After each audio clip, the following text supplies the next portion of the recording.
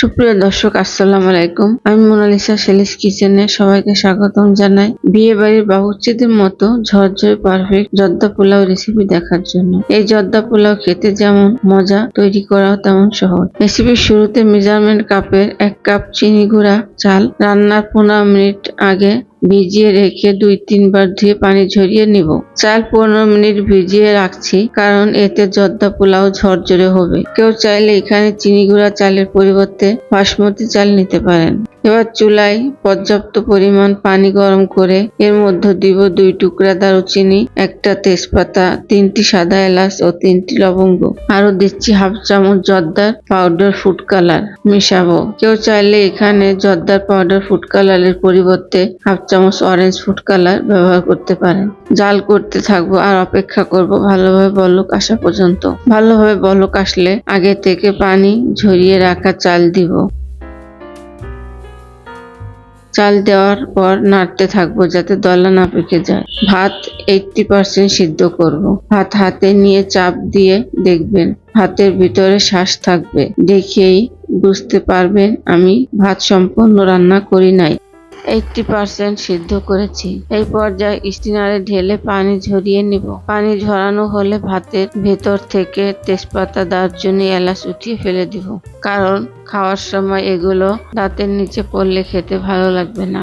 এবার অন্য প্যানে 2 টেবিল চামচ ঘি গরম করে কাজু, বাদাম ও কিশমিশ হালকা ভাজবো। বেশি ভাজবো না, তাহলে তিতা হয়ে যাবে।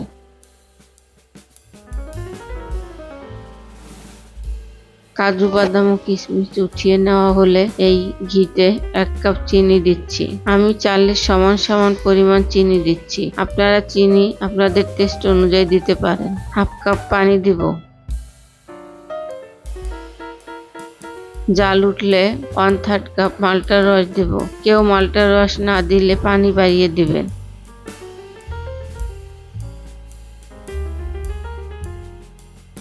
ভালোভাবে বলক উঠলে ভাত দিব আর ঢেকে দিব পানি শুকিয়ে আসা পর্যন্ত।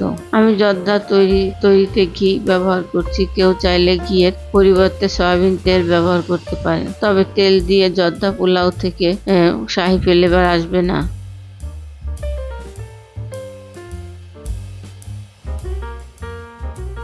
ঢাকনা খুলে এর মধ্যে 2 বার নেড়ে দিয়েছি।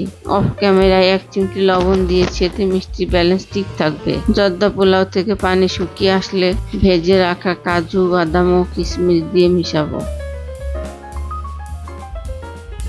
এখন দিচ্ছি কাঠবাদাম কুচি। কাঠবাদাম কুচি দিয়ে মিশানো হলে চুলার আঁচ কমিয়ে 10 মিনিট রান্না করব। ফিরে আসছি 10 মিনিট পর। 10 মিনিট পর মোরাব্বা কুচি দিয়ে মিশাবো। জর্দা পোলাওতে মোরাব্বা কুচি দিলে খেতে ভালো লাগে। মোরাব্বা কুচি মিশানো হলে 1 টেবিল চামচ গোলাপ জল, আরো দিব 1 টেবিল চামচ ঘি। লোতে 5 মিনিট দমে রেখে পরিবেশন করব। আশা করি আজকের রেসিপিটা আপনাদের কাজে আসবে। আমার রেসিপিটা ভালো লাগলে লাইক ও শেয়ার করে দিবেন আর এই ঈদে অবশ্যই ট্রাই করবেন। সবাই অনেক ভালো থাকবেন, সুস্থ থাকবেন। আল্লাহ হাফেজ। আসসালামু আলাইকুম।